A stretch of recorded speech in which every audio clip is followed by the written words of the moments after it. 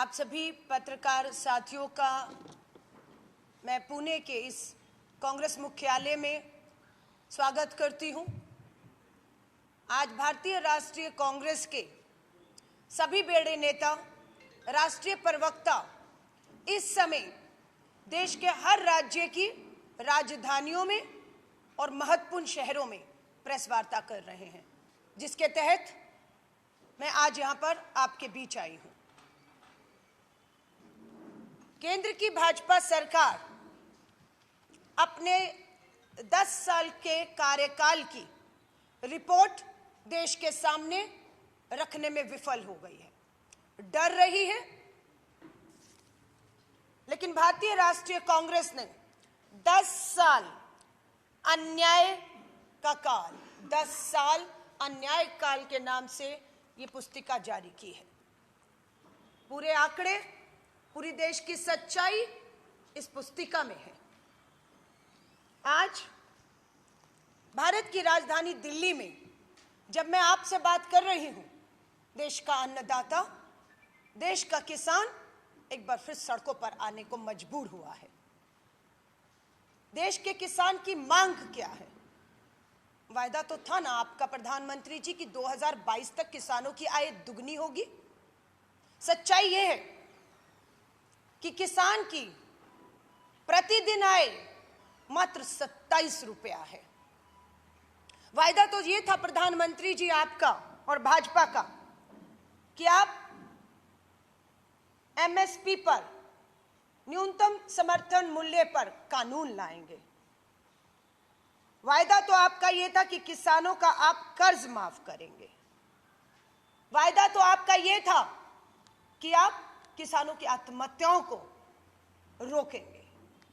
लेकिन इन सभी मोर्चों पर केंद्र की भाजपा सरकार और प्रधानमंत्री जी आप विफल हुए हैं। आज किसानों को दिल्ली में तानाशाही से सत्ता के दम पर कुचला जा रहा है। किसान आंदोलित है। आंसू गैस के गोले, ड्रोन का पहला इस्तेमाल के ड्रोन से आंसू गैस के गोले अपने अन्नदाताओं पे कैसे छोड़े जाते हैं, इसकी प्रदर्शनी हो रही है। लाठीचार्ज, लहूलुहान किसानों को जेलों में जो है वो ठूसा गया है। कील बिछा दिए गए हैं, खाइयां खोद गई हैं, सीमेंट की दीवारें खड़ी कर दी गई हैं, छावनी बना हुआ है। लेकिन देश के प्रधानमंत्री हिम्मत नहीं दिखा पा रहे हैं कि किसान अन्नदाताओं से 10 साल का कार्यकाल में जो अन्याय का काल, उसमें बात करें, चर्चा करें। कृषि क्षेत्र में योगदान के लिए जिन डॉक्टर स्वामीनाथन जी को भारत रत्न दिया गया है, उन्हीं स्वामीनाथन जी की रिपोर्ट सिफारिशें कहती हैं कि 50% लागत का 50% किसानों को मिलना चाहिए, एमएसपी पे कानून मिलना चाहिए। आज केंद्र की सरकार पूरी तरह से इससे जो है मुकर चुकी है। प्रधानमंत्री जी ने ऐसा कहा या नहीं कहा, इसकी भी सच्चाई आपके सामने मैं रख रही हूं। मैं अपने मीडिया साथियों से कहूंगी, थोड़ा आप जूम रखेंगे तो आप जो है देख भी पाएंगे और दिखा भी पाएंगे, ताकि इस सोती सरकार, तानाशाह सरकार को जो है बाद प्रेस कॉन्फ्रेंस आगे जारी रखें। ये हमारे पूर्व प्रधानमंत्री हैं जो जब मुख्यमंत्री थे या वोट मांग रहे थे तब उन्होंने क्या कहा था और आज क्या कह रहे हैं, उसको हम आपके सामने रखेंगे।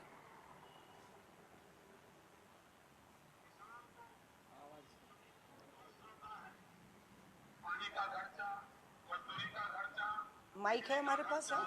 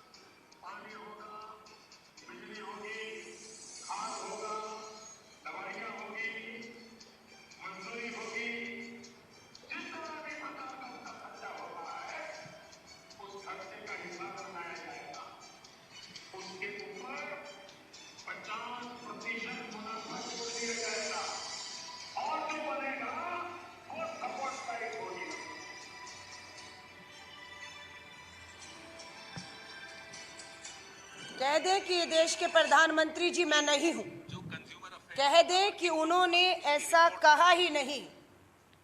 आपने वायदा किया, ये मोदी की गारंटी है, आपके मुंह से है। 10 साल का कार्यकाल निकल गया है और ये अन्याय के काल में हकीकत जो किसान की है वो आज सच्चाई ये है, आजाद भारत के इतिहास में पहली बार टैक्स दे रहा है तुम्हारा किसान।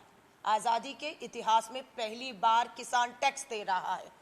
कृषि उपकरणों पर 12% जीएसटी टैक्स, ट्रैक्टर, टायर और पुर्जों पर 18% जीएसटी, उर्वरक पर 5% जीएसटी, कीटनाशकों पर 15% जीएसटी।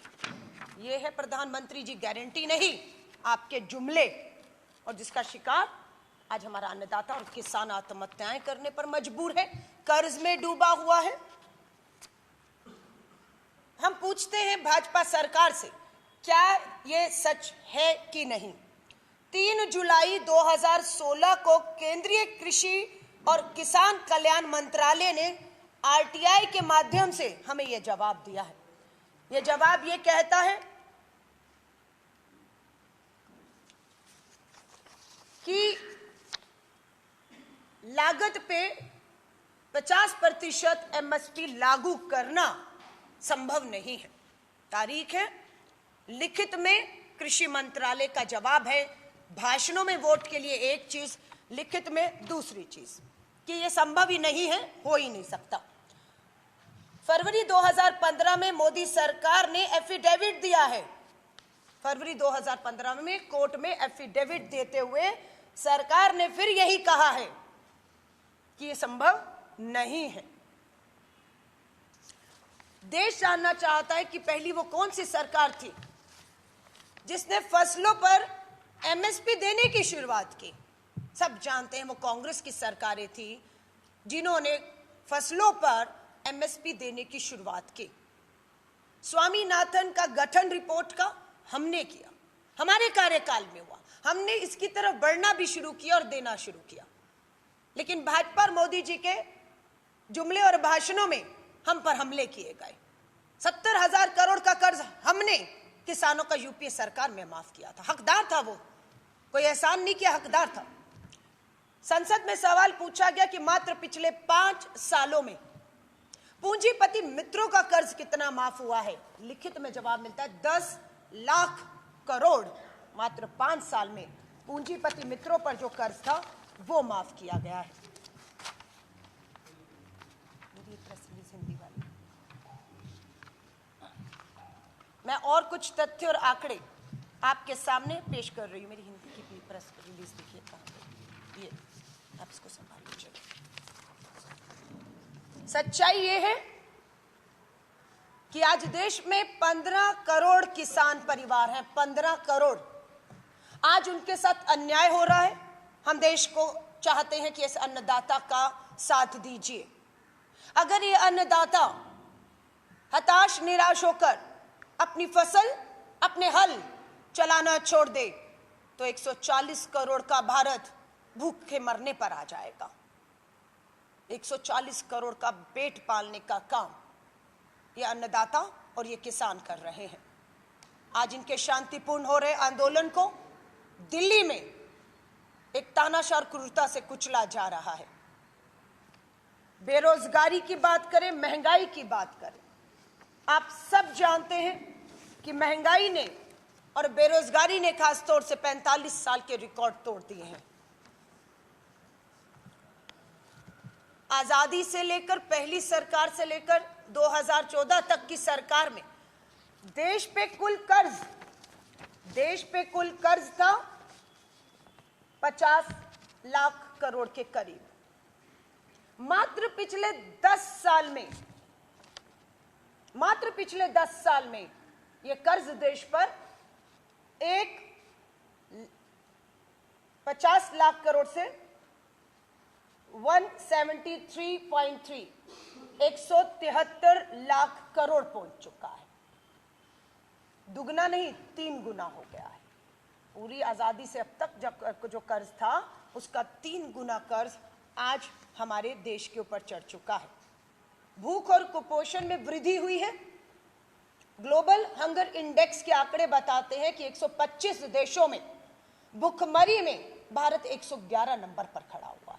125 देशों में हमसे बांग्लादेश का, पाकिस्तान और नेपाल बेहतर है भुखमरी में। हम जो इस तरह से जो है हम लोग भुखमरी का, बेरोजगारी का, महंगाई का। आज अंतरराष्ट्रीय बाजार में कच्चे तेल की कीमतें क्या हैं जानिए, मैं कहती हूँ, पूछिए। हमारे समय पर अंतरराष्ट्रीय बाजार में कच्चे तेल की कीमतें 130, 140 डॉलर प्रति बैरल थी। आज की तारीख में कच्चे तेल की कीमतें 80, 73, 75 से 100 से नीचे हैं, 100 डॉलर प्रति डॉलर से नीचे। लेकिन फिर भी पेट्रोल और डीजल 96 रुपए का पेट्रोल प्रति लीटर पेट्रोल और इतने में ही 90 रुपए के करीब जो है वो यहाँ पर पेट्रोल और डीजल की कीमतें हैं। सेंचुरी पार है जब कच्चे तेल की कीमतें गिरी हुई हैं। हमारा सवाल है कि तेल कंपनियों को लाभ पहुंचाया जा रहा है, उसका लाभ देश के लोगों को बढ़ती महंगाई और बेरोजगारी में क्यों नहीं मिल रहा? एलपीजी गैस सिलेंडर जिसकी कीमत कांग्रेस के शासनकाल में 410 रुपया थी, 2014 तक 410 रुपए का एलपीजी घरेलू सिलेंडर आज 903 रुपए का पहुंच चुका है। सब्सिडियां खातों में नहीं आ रही हैं। करोड़ों बहनें उज्ज्वला गैस के फ्री सिलेंडर को साइड पर रखकर वापस महंगाई और बेरोजगारी के चलते लकड़ी पर जो है वो खाना बनाने को मजबूर हो गई है। केंद्र सरकार में बेरोजगारी की बात करूं तो केंद्र सरकार में कर्मचारियों की संख्या जब यूपीए कांग्रेस की सरकार थी तो कितनी थी? 33 लाख कर्मचारी सरकारी नौकरियों में थे। मोदी सरकार का वायदा था हर साल 2 करोड़ नौकरी, 10 साल में 20 करोड़ नौकरियां देनी थी। सच्चाई यह है कि केंद्र सरकार में 30 लाख पद खाली पड़े हुए हैं। 30 लाख सरकारी नौकरी के पक्के पद खाली पड़े हुए हैं और अभी संख्या हमारे समय जो 33 लाख कर्मचारी थे वो 31 लाख पहुंच चुकी है। पद खाली कितने हैं? 30 लाख। कितनों के आपने नौकरियां खाली? 2 लाख। 33 हमारे समय सरकारी पक्की नौकरी के थे, अब 31 हो चुके हैं। घरेलू बचत की बात करें तो 50 साल में घरेलू जो बचत लोग करते थे वो 50 साल के सबसे निचले स्तर पर आ गई है। महंगाई बेरोजगारी इतनी कि लोग बचत नहीं कर पा रहे हैं, उल्टा कर्ज लेने को जो है वो मजबूर हो रहे हैं।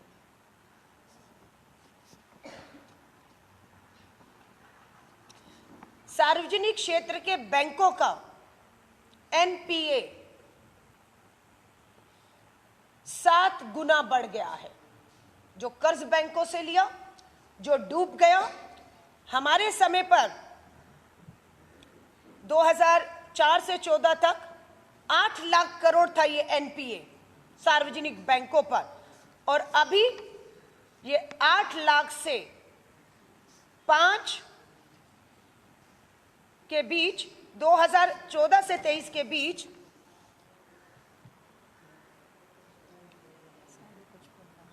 55.5 8 लाख करोड़ से 55.5 लाख करोड़ पहुंच चुका है। आप देख रहे हैं सरकारी बैंकों का पैसा कैसे डूब रहा है, पूंजीपति मित्रों का कर्ज कैसे माफ हो रहा है, देश पे कर्ज कैसे बढ़ रहा है, किसान की आय दुगनी होनी थी नहीं हुई है, आत्महत्याएं कर रहा है, युवा बेरोजगार है। 1.5 लाख पद सेना में पक्की भर्ती के जो खाली थे, युवाओं ने देश भर से सेना की पक्की भर्तियों में शारीरिक मानसिक परीक्षाएं पास कर ली थी। सिर्फ भर्ती का पत्र लेकर उन्हें सरहद पर जाना था, लेकिन सरकार ने उन 1.5 लाख देश के युवाओं के सपनों पर पानी फेर दिया। अग्निपथ भर्ती योजना के नाम पर 4 साल ठेके की नौकरी लेकर आई, 1.5 लाख युवाओं के सपनों पर पानी फेर दिया। उनको कहा गया पक्की भर्ती नहीं होगी, अगर आपको सेना में आना है तो दोबारा से अग्निपथ भर्ती योजना के तहत आपको आना होगा। अग्निपथ भर्ती योजना का भारतीय राष्ट्रीय कांग्रेस पूरी तरह से विरोध करती है। 2024 के इन चुनावों में इंडिया अलायंस कांग्रेस की सरकार बनते ही हम सेना में पक्की भर्तियां बहाल करेंगे, अग्निपथ भर्ती ठेके की इस भर्ती योजना को रद्द करेंगे, शहीद को शहीद का दर्जा जो छीन लिया गया इस अग्निपथ में, हम शहीद के दर्जों को वापिस उनका जो सम्मान है उसे लौटाएंगे। शहीद को कफन में तिरंगा का जो उसका सम्मान हक है जिसे इस अग्निपथ के माध्यम से छीन लिया गया है, हम पक्की भर्तियां बहाल करेंगे और शहीद का जो हक है, सम्मान है तिरंगे का, उसके परिवार को जो सुविधाएं हैं, उसकी जो पेंशन है जो अग्निपथ भर्ती योजना में खत्म की गई है, हम उस सबको बहाल करने की बात करते हैं।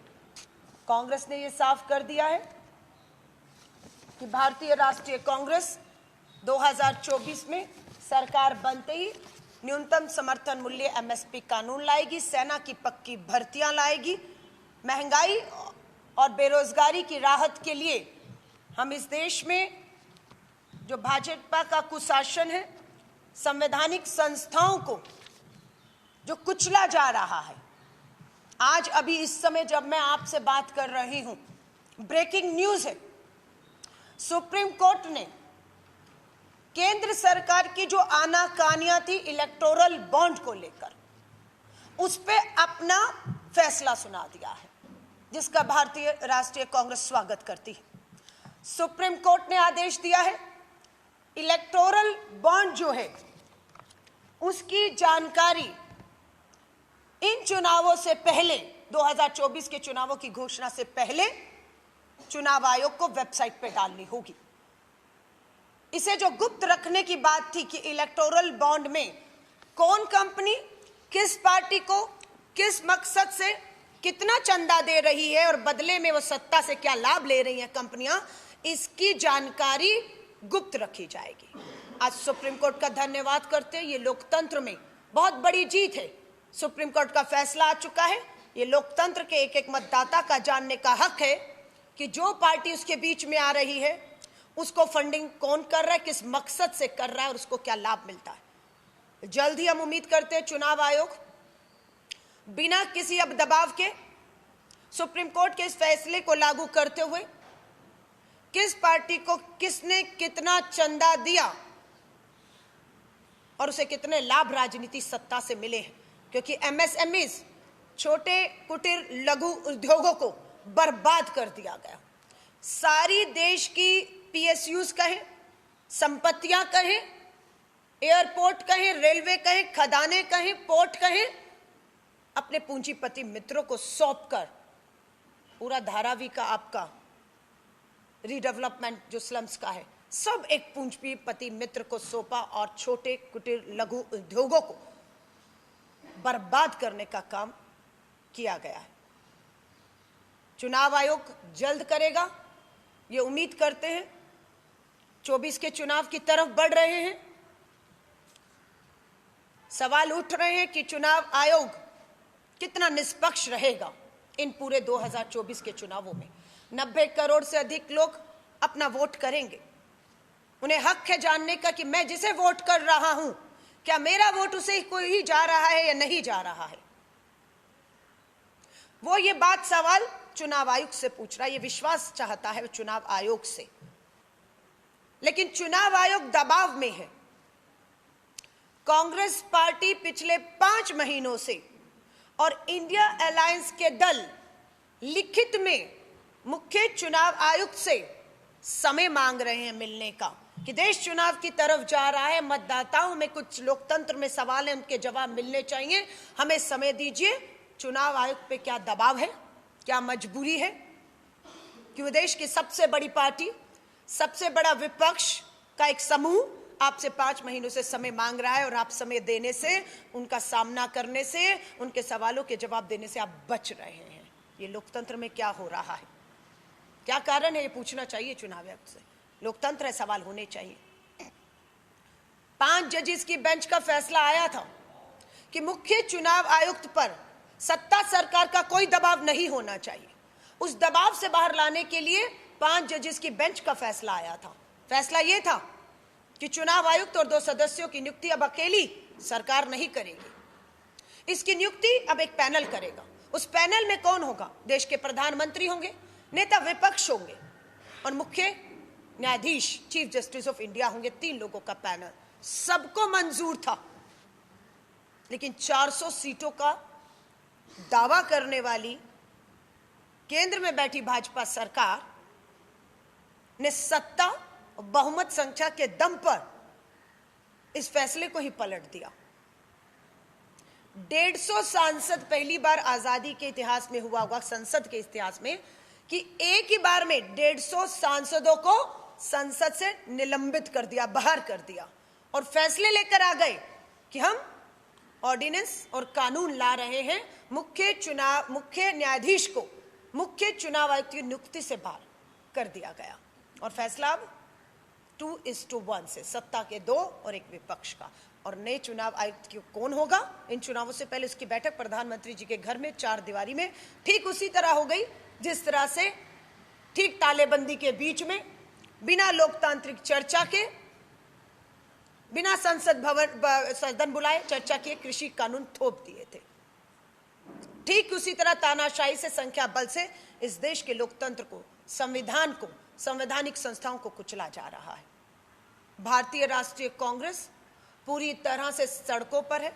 28 मार्च को नागपुर में कांग्रेस ने अपने 138 वर्ष पूरे किए।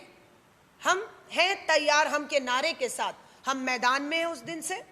एक तरफ हमारे नेता श्री राहुल गांधी जी पहले भारत जोड़ो यात्रा करते हैं 4000 किलोमीटर कन्याकुमारी से कश्मीर तक, और अब भारत जोड़ो न्याय यात्रा पूर्व से पश्चिम कर रहे हैं। यह यात्रा 14 जनवरी को मणिपुर से शुरू हो चुकी है, 20 मार्च को मुंबई समापन होगा। 5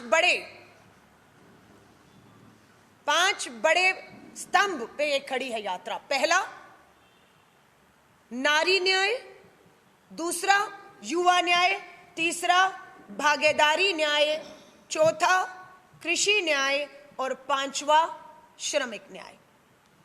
हम इन 5 न्याय को लेकर हमारे राष्ट्रीय अध्यक्ष मल्लिकार्जुन खड़गे साहब एक तरफ कहें तो दूसरी तरफ श्री राहुल गांधी जी कहें और एक तरफ हम जैसा कार्यकर्ता पूरी तरह देश के कोने कोने में अन्याय के इस 10 साल के कार्यकाल के खिलाफ सड़कों पर है।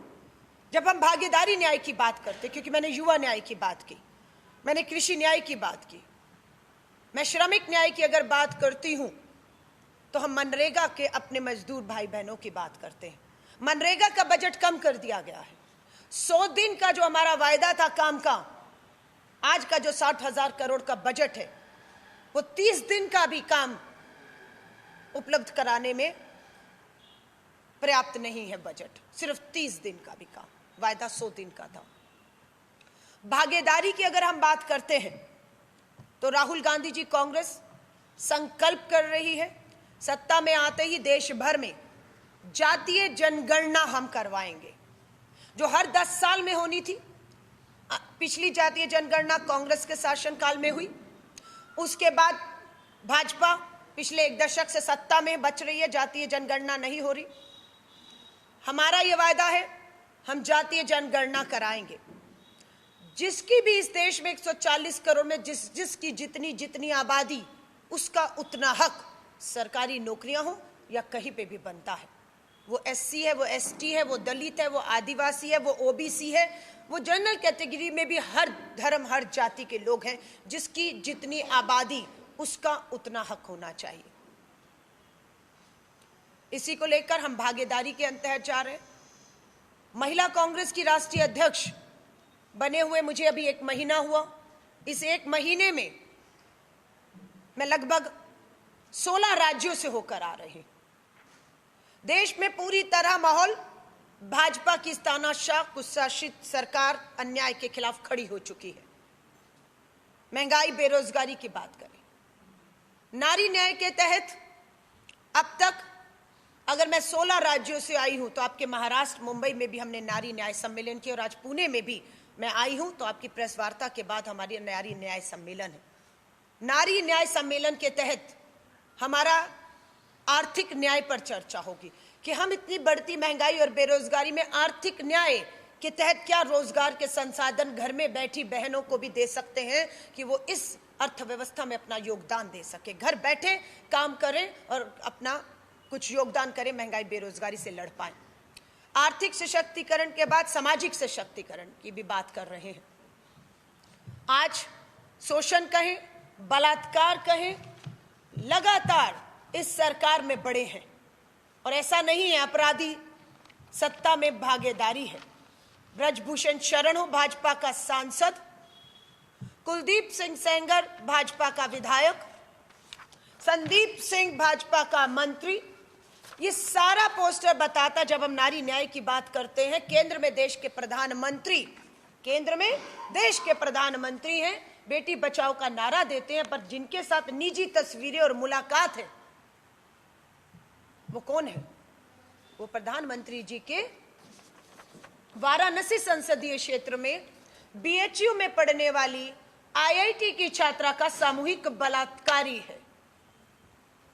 उत्तर प्रदेश की पुलिस सत्ता के दबाव में बेटी की एफआईआर नहीं करती, कोर्ट की फटकार होती है, एफआईआर होती है, बचाया गया, जेल में है। आज ब्रजभूषण शरण भाजपा का सांसद है। साक्षी मलिक ओलंपिक में पहलवानी में स्वर्ण पदक जीतती है और ये दिल्ली पुलिस गृह मंत्रालय के दबाव में एफआईआर करने से इनकार कर देती है। धन्यवाद करते हैं, सुप्रीम कोर्ट का फटकार लगाई, कहा दिल्ली पुलिस कार्रवाई नहीं करेगा तो सुप्रीम कोर्ट करेगी। एफआईआर हुए 6 महीने हो गए, चार्जशीट हो चुकी है, लेकिन ब्रजभूषण की गिरफ्तारी नहीं होती है। और ये लड़ाई न्याय का हक मिलने तक राहुल गांधी जी की यात्रा हो, हमारी नारी न्याय की लड़ाई। संदीप सिंह हरियाणा से आ रही हूं। संदीप सिंह इस समय भाजपा की हरियाणा डबल इंजन की सरकार में मंत्री हैं, खेल मंत्री हैं। महिला कोच ने गंभीर यौन उत्पीड़न के आरोप लगाए, एफआईआर है, लेकिन सम्मानित सदस्य हैं, मंत्री हैं अभी भी और कोई कार्रवाई, गिरफ्तारी नहीं है। राम दुलारे भाजपा के विधायक हैं आज की तारीख में, 14 साल की नाबालिग बेटी के बलात्कार के दोषी बता दिए गए कोर्ट में और उम्र कैद की सजा हुई है, लेकिन सम्मानित सदस्य हैं। कुलदीप सिंह सेंगर 14 साल की बेटी के सामूहिक बलात्कारी, लेकिन जेल है, लेकिन सम्मानित सदस्य और विधायक है। चिन्मयानंद और उसके अलावा एक बाबा हैं जो हमारे हरियाणा के हैं, बेटियों के बलात्कार हत्याओं के दोषी करार दिए गए और डबल इंजन की सरकार उन्हें बार बार पैरोल पे बाहर भेज रही है। चुनावों में उनसे अपने अनुयायी, अपने मानने वालों को वोट देने की अपील कर रही है। इन सभी मुद्दों को लेकर 10 साल अन्याय के काल को लेकर भारतीय राष्ट्रीय कांग्रेस पूरी तरह से आंदोलित है, सड़कों पर है। हर जिले में नारी न्याय सम्मेलनों के साथ 50 किलोमीटर की न्याय यात्राएं। भारतीय राष्ट्रीय कांग्रेस, हमारे अरविंद शिंदे जी बैठे हुए हैं, पुणे के हमारे अध्यक्ष हैं, मेरी अध्यक्ष आपके बीच में है। हर जिले में 50 किलोमीटर की हम न्याय यात्राएं करने जा रहे हैं। मकसद एक ही है, इन सम्मेलन और यात्राओं से उस दरवाजा, उस दहलीज पर पहुंचना जहां पर अगर हमारा किसान रहता है, जहां पर हमारा युवा बेरोजगार रहता है, जहां पर हमारी यौन उत्पीड़न शोषित बहनें रहती हैं और जिन्हें न्याय नहीं मिला इन 10 सालों में, उनकी लड़ाई लड़ने का जो है वो हमारा संकल्प है। मैं आप पत्रकार साथियों का धन्यवाद करती हूँ, आप समय निकाल कर आए हैं। आपके जो भी सवाल हैं इस 10 साल अन्याय काल के, उस पर मैं आपका स्वागत करती हूँ। धन्यवाद।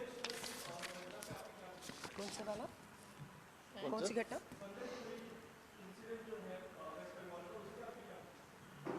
मालूम नहीं, हम लोग मैं अभी वेस्ट बंगाल गई नहीं, 2 दिन बाद जा रही हूँ और आपने जो कहा है मैं इसको खोज लूंगी, लेकिन आप महाराष्ट्र को हल्के में मत लीजिए, महाराष्ट्र के अन्नदाता किसान को हल्के में मत लीजिए। जो किसानों की आवाज, महाराष्ट्र के किसान अन्नदाता की आवाज को बंगाल जा रही हूं, वहां सवाल उठेगा, जवाब दूंगी। लेकिन क्या बंगाल में जाऊंगी तो महाराष्ट्र के किसानों पर सवाल मुझसे पूछा जाएगा? मैं पूछना चाहती हूं आपसे,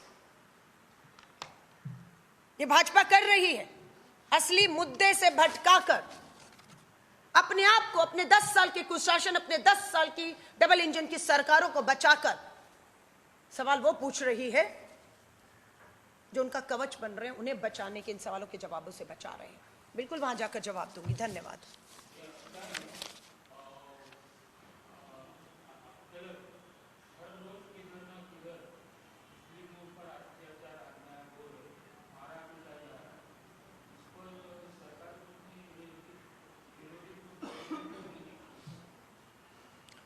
देखिए, ऐसा नहीं है, विपक्ष आवाज नहीं उठा रहा है। मैं आज आपको बता रही हूं, अगर मैं राष्ट्रीय प्रवक्ता, कांग्रेस वर्किंग कमेटी की सदस्य, राष्ट्रीय हमारी अध्यक्ष महिला की, मैं यहाँ आई हूं। इसी तरह हमारे सारे नेता देश की राजधानियों में इसी तरह प्रेस वार्ता कर रहे हैं।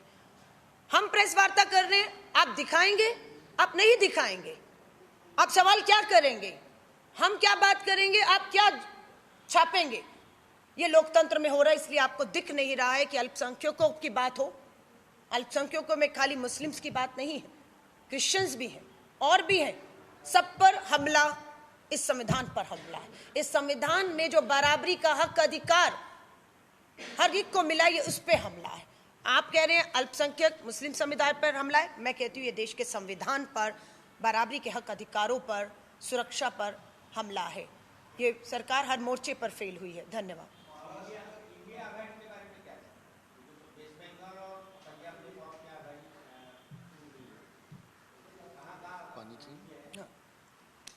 देखिए, अगर आप इंडिया अलायंस की बात करेंगे, जिस दिन इंडिया अलायंस बना उसी दिन से 400 सीटों का दावा करने वाली भाजपा डर गई, बौखला गई। सत्ता, धन, बल, ईडी, सीबीआई का पूरा खेल शुरू हुआ। पहला हमला आप ही के महाराष्ट्र पे एनसीपी और शिवसेना पर किया, पहला हमला। दूसरा हमला इन्होंने झारखंड पे किया। चुनी हुई लोकतांत्रिक सरकार गिराने की कोशिश कर रहे थे। हेमंत सोरेन को ईडी ने बुलाया, पूछताछ की, गिरफ्तार करके जेल भेजना था। सरकार गिरनी थी, समझौता करने को कहा गया, भाजपा में आ जाओ समझौता कर लो। समझौता नहीं किया और हमें गर्व है कि हम बहुमत साबित करने में कामयाब हुए और वहां सरकार बची। और जोरदार तमाचा इस सरकार के मुंह पे हुआ कि हेमंत सोरेन डरे नहीं, झुके नहीं। जो कमजोर कड़ियां थी, जिनके खिलाफ पुख्ता सबूत सरकार के पास थे, हमारे पास नहीं थे, आपके पास थे, आपको उन्हें जेल भेजना चाहिए था। आपने उनके सारे ईडी के मामले खत्म कर दिए, उन्हें जेल भेजने की जगह अपने साथ सत्ता में भागीदारी बना दिया। आपके जो हैं एनसीपी के नेता, उप मुख्यमंत्री अजीत पवार चक्की पिसवा रहे थे। 70,000 करोड़ का भ्रष्टाचार की बात किसी और ने, प्रधानमंत्री जी ने की थी ना। आज सारे ईडी के मामले खत्म, छगन भुजबल जी हो, नारायण राय जी हो, सब खत्म और सत्ता में भागीदारी हो गए। तो अब वही है, 10 साल में 55 घंटे में ईडी ने राहुल गांधी जी को बुलाया, सोनिया गांधी जी को बुलाया। ईडी के मामले अब 10 साल में कुछ साबित नहीं कर पाए। 10 साल कम होते हैं, देश पूछ रहा है। 10 साल कम थे, सत्ता में थे, सबूत थे, संस्थाएं ईडी, सीबीआई, इनकम टैक्स आपका था। 10 साल में आप कुछ साबित नहीं कर पा रहे। आज भी आपके मात्र आरोप हैं। हमें मालूम है, चुनावों की तारीखों की घोषणा के साथ ईडी, सीबीआई, इनकम टैक्स वापस राहुल गांधी जी हो, सोनिया गांधी जी हो, हमारी जहां सरकारें और नेता हैं उनके यहां पहुंचने वाली है और हम तैयार हैं। मकसद इनका क्या होगा? मुद्दों से ध्यान भटकाना। मुद्दा किसान, बेरोजगारी, महंगाई, महिलाएं, उनसे भटकाकर ईडी इसके यहां पहुंची, ईडी उसके यहां पहुंची।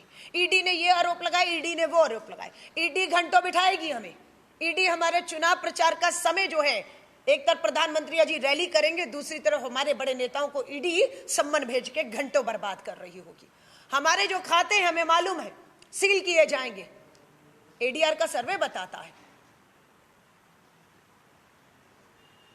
कि एक तरफ देश की सारे राजनीतिक दल हैं जिनको कुछ प्रतिशत, 10-20% चंदा है, और वहीं पर अकेली भाजपा को 9,000 करोड़ तक का चंदा इलेक्टोरल बॉन्ड से मिला है, जिसपे आज चुनाव आयोग ने, मुख्य न्यायाधीशों ने कह दिया है कि नहीं, इसे गुप्त नहीं रख सकते हैं। बताना होगा कि कितना किसने कब दिया और उसको कितना क्या लाभ 10 साल में दिया। हम धन्यवाद करते हैं। ये लोकतंत्र की हत्या को होने से हमारे प्रयास ही हैं जो बचा रहे हैं। सो हमारे खाते सील किए जाएंगे, हमारे नेताओं को हमें मालूम है, लेकिन देश जाग चुका है, वो पूरी तरह से सरकार को के खिलाफ खड़ा है। धन्यवाद। अगला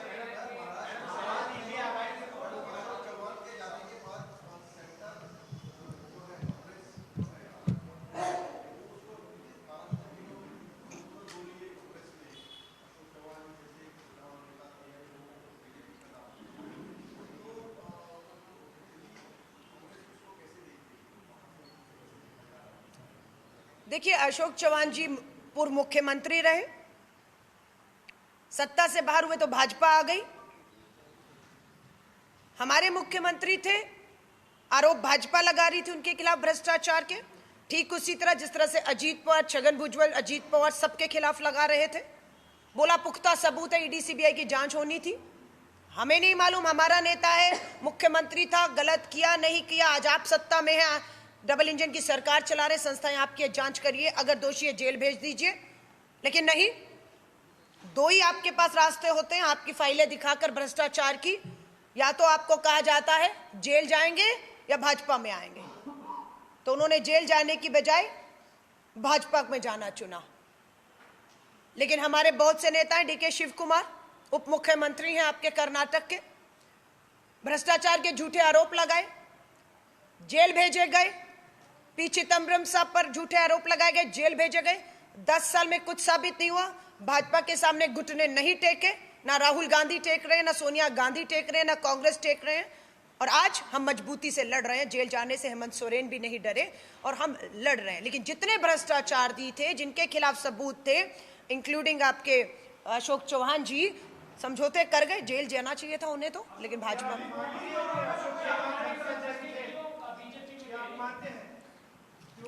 मैं फिर कह रही हूं, भ्रष्टाचारी आप कह रहे थे, भाजपा कह रही थी, सबूत भाजपा के पास थे, सत्ता में भाजपा थी। हम ये कह रहे हैं, हाँ, समझिए आपको भ्रष्टाचारी के आरोप जिन पे मैं एक सेकेंड, आपका सवाल समझ आ गया, आप जवाब सुन लीजिएगा और समझ लीजिएगा, कंफ्यूजन ना हो। मैं सत्ता में हूं, मेरे पास ईडी सीबीआई सब है, मेरे पास सारी आपकी फाइलें जब आप सत्ता में थे। ये कांग्रेस है, मैं भाजपा हूं और आप वो शख्स है जिस पे आरोप है। कांग्रेस ये जानती है कि जब वो सत्ता में थे उन्होंने ऐसा कुछ नहीं किया। हमें लग रहा था क्योंकि 10 साल में कुछ नहीं हुआ, चुनावों की घोषणा हो गई। इसी साल विधानसभा, महाराष्ट्र और लोकसभा का इस साल चुनाव है। सत्ता में अब आप, ईडी सीबीआई आपके, सबूत आपके पास है, जांच आपने की, मैंने नहीं की, कांग्रेस ने नहीं की।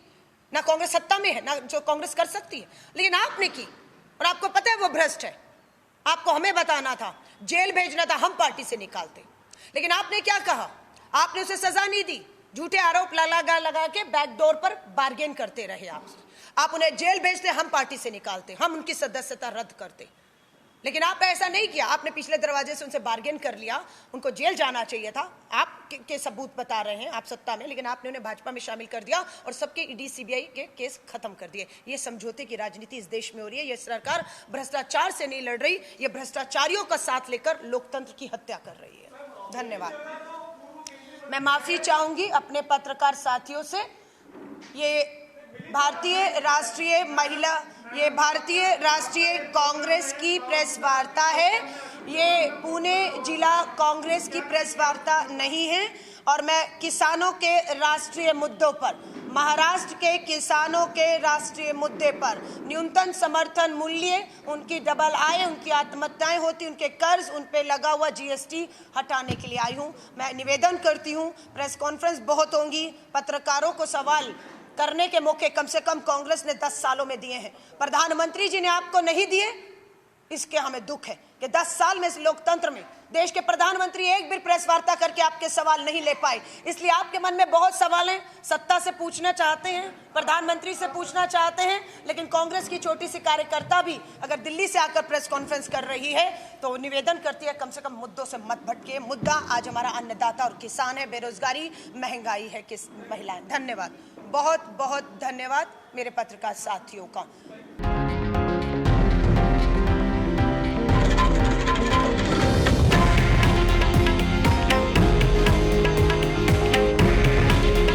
हे आहे देशातील नंबर 1 न्यूज नेटवर्क आणि आपण पाहत आहात TV9 मराठी। काळजी तुमची, हित महाराष्ट्राचं।